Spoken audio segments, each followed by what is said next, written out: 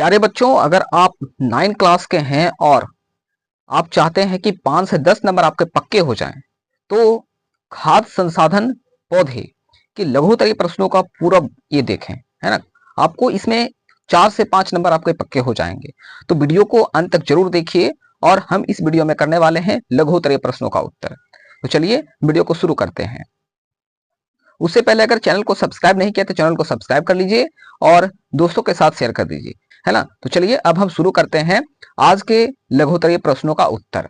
तो चलिए सबसे पहला प्रश्न जो बताया गया है इसमें है कि अनाजों के उत्पादन बढ़ाने की क्या आवश्यकता है। अनाजों के उत्पादन बढ़ाने की क्या आवश्यकता है, तो बताइए इसका सही उत्तर क्या होना चाहिए, है ना।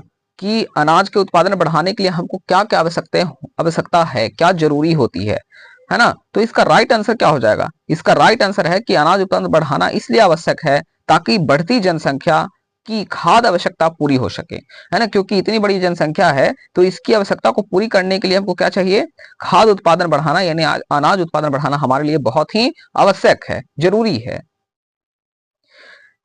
सबसे अधिक उत्पादन से भूखमरी कम होती है और किसानों की आय बढ़ती है। तो जितना ज्यादा हम अधिक उत्पादन करेंगे उतना ज्यादा क्या होगा, हमारे लिए बहुत ही फायदेमंद होगा और किसानों की तो आय बढ़ेगी ही और जो भूखमरी है हमारे भारत में वो भी कम होगा। ठीक है, तो ये रहा सबसे पहला प्रश्न का सही उत्तर, है ना। इसको आप आराम से नोट्स कॉपी में लिख सकते हैं और बहुत ही इंपॉर्टेंट है आपके एग्जाम से रिलेटेड। ठीक है, दूसरा प्रश्न कह रहा है कि मौसम के आधार पर फसल कितने प्रकार के होते हैं, बताइए। तो मौसम के आधार पे यानी जो वेदर होता है उसके आधार पर फसल के कितने भाग हैं, है ना, कितने प्रकार हैं, है ना। तो इसका राइट आंसर क्या हो जाएगा। तो मौसम के आधार पर फसल उत्पादन मुख्य रूप से 2 प्रकार की होती है। पहला जो होती है खरीफ फसल होती है जो मानसून में बोई जाती है, जैसे धान मक्का ये सब हो गया। और रबी फसल जो होती है जिसको हम रबी क्रॉप्स कहते हैं तो सर्दियों में बोया जाता है। और इसको क्या होता है, जैसे जैसे गेहूं और चना होता है, इन सर्दियों के मौसम में क्या करते हैं, इसको बोते हैं, है ना। इसके पूरा डिटेल में अगर वीडियो देखना चाहते हैं तो आपको पूरा वीडियो डिस्क्रिप्शन में दिया गया है, इसको आप देख सकते हैं। पर राइट आंसर इसका इतना ही होगा। बस ये पे आप पूछा है कि कितने प्रकार के होते हैं, इसलिए इसका राइट आंसर इतना ही तक होगा, ज्यादा इसमें कोई डिटेल में ज्यादा नहीं देना है। ठीक है, देखिए तीसरा प्रश्न कह रहा है कि समुन्नत किस्मों के एक मुख्य गुण एवं एक मुख्य दोष को लिखें। तो बताइए समुन्नत किस्मों के एक मुख्य गुण क्या हो सकते हैं और एक गुण दोष क्या हो सकते हैं। तो ये क्या होता है, गुण इसका ये है कि उच्च उपज होता है इसमें, और दोष ये है कि उत्पादन बढ़ने से इनका उत्पादन बढ़ने से अधिक देखभाल और लागत की आवश्यकता होती है। तो ये एक दोष है इसका समुन्नत किस्मों के। ठीक है ना। चौथा प्रश्न कह रहा है कि संकरण के लिए किस प्रकार के जनकों का चयन किया जाता है ना। संकरण के लिए, तो संकरण के लिए ऐसे माता पिता चुने जाते हैं जिनमें अच्छे और विशेष गुण हो, है ना। इससे उच्च उपज और रोग प्रतिरोध संकरण क्या होता है, सफल प्राप्त होती है। तो ये इसका क्या होता है, संकरण के लिए जनकों का चयन करना इसलिए आवश्यक होता है। ठीक है, किस प्रकार किया जाता है, तो इस प्रकार किया जाता है। ठीक है, पांचवा प्रश्न कह रहा है कि बृहद पोषक क्या है ना।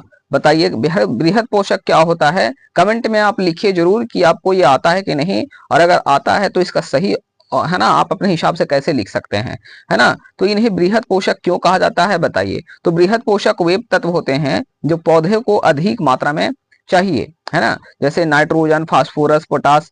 तो ये सब क्या हो गए, ये सब हो गए हैं बृहद पोषक, इसलिए इन्हें क्या होता है, बृहद पोषक भी कहते हैं क्योंकि इनकी जरूरत बड़ी मात्रा में होती है। ठीक है, बृहद पोषक जो होता है वो क्या होता है, वो पौधों को अधिक मात्रा में चाहिए होता है, और जैसे नाइट्रोजन फास्फोरस पोटास ये सब है। ठीक है, वही छठा प्रश्न कह रहा है कि पौधे अपना पोषण किस प्रकार प्राप्त करते हैं। तो बताइए, ये तो बहुत ही आसान प्रश्न है और आपके एग्जाम में बहुत बार पूछा जाता है, अलग अलग चैप्टर से भी, और ये मतलब अलग अलग चैप्टर से भी रिलेटेड हो सकता है।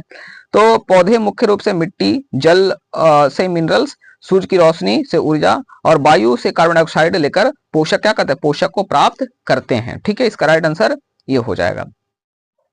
सातवां प्रश्न कह रहा है कि रासायनिक उर्वरक का उपयोग प्राकृतिक उर्वरक की तुलना में आसान क्यों है, बताइए।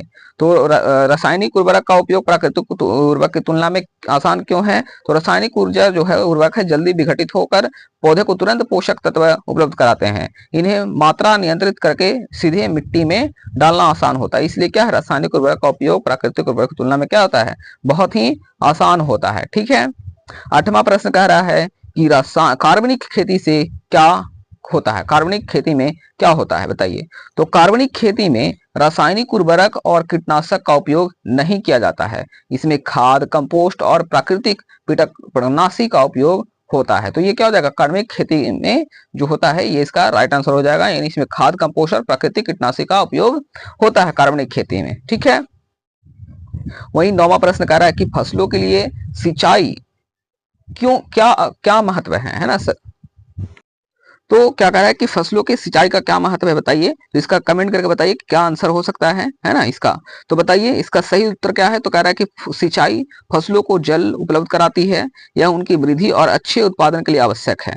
बिना पर्याप्त जल के मौसम का विकास रुक जाता है ना। तो इसलिए फसलों की सिंचाई क्या मतलब महत्व है ना। फसलों को सिंचाई करना यानी उसको मतलब पानी वानी देना, ये सब क्या है उसके महत्व है। ठीक है, यानी बिना पर्याप्त जल के फसल का विकास क्या होता है, रुक जाता नहीं होता है। बात समझ में आ गई। 10वां प्रश्न कह रहा है कि नदी जल उठाव प्रणाली में क्या होता है बताइए।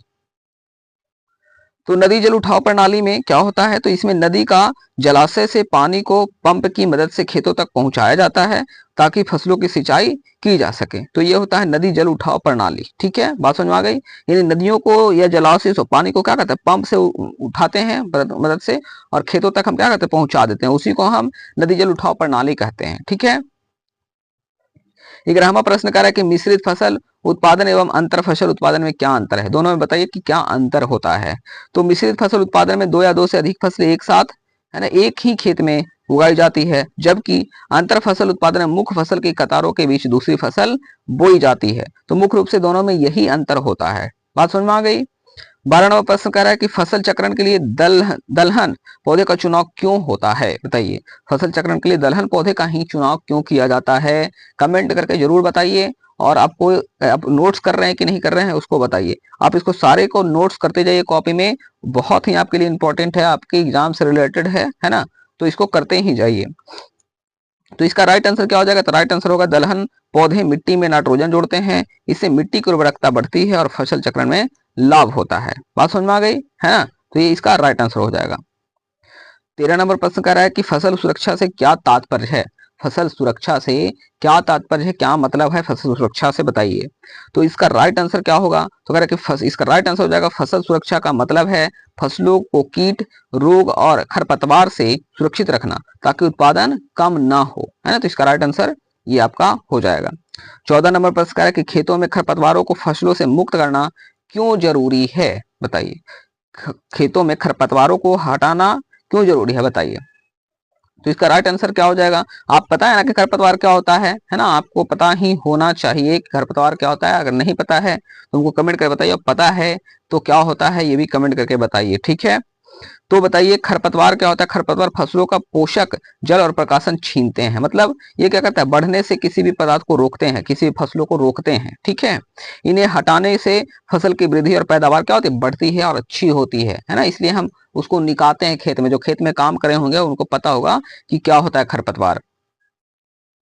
15 नंबर प्रश्न कह रहा है कि पिड़कनाशी क्या है, खेती में इसका उपयोग क्यों करते हैं बताइए। पिड़कनाशी क्या होता है। तो इसका राइट आंसर क्या है। तो राइट आंसर है पिड़कनाशी से वे रसायन है जो कीट, रोगों और खरपतवारों को नष्ट करते हैं। इन्हें फसलों की रक्षा और उत्पादन बढ़ाने के लिए उपयोग किया जाता है पिड़कनाशी को। बात समझ में आ गई ना। हाँ, चलिए। तो 16 नंबर प्रश्न कह रहा है कि नमी और तापमान खाद्यान्नों को प्रभावित कैसे करते हैं बताइए। कि नमी और तापमान जो होता है, टेम्परेचर होता है, ये सब खाद्यान्नों को प्रभावित कैसे करते हैं, है ना। तो इसका राइट आंसर क्या हो जाएगा। राइट आंसर हो जाएगा अधिक नमी और उच्च तापमान से अनाजों में कीट, सूक्ष्म जीव बढ़ जाते हैं। इससे अनाज खराब हो जाता है ना। क्या होते हैं, जो अधिक नमी अगर रहेगा और उच्च तापमान रहेगा तो क्या होता है, अनाज में कीड़े और सूक्ष्म जीव क्या होता है, बढ़ जाता है। इससे अनाज खराब हो जाता है और उसकी गुणवत्ता और अंकुरण क्षमता में क्या हो जाती है, कमी हो जाती है। तो यही कारण है कि नमी और तापमान है खाद्यान्नों को प्रभावित करते हैं। तो प्यारे साथियों, ये रहा जो है, यहाँ तक जो रहा आपका लघुत्तरीय प्रश्न रहा।